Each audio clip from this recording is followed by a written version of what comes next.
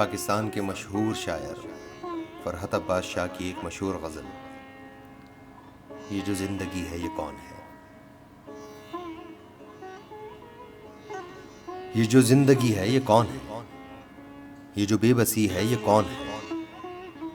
ये तुम्हारे लम्स को क्या हुआ, ये जो बेहिसी है ये कौन है। वो जो मेरे जैसा था कौन था, ये जो आपसी है ये कौन है। मेरे 400 मेरे 400, ये जो बेकली है ये कौन है। मेरे अंग अंग में बस गई ये जो शायरी है ये कौन है।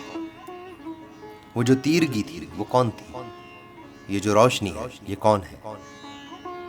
मुझे क्या खबर मुझे क्या पता, ये जो बेखुदी है ये कौन है। वो जो गम से चूर था कौन था, जो खुशी खुशी है ये कौन है। वो जो पहला दर्द था किसका था, ये जो आखिरी है ये कौन है।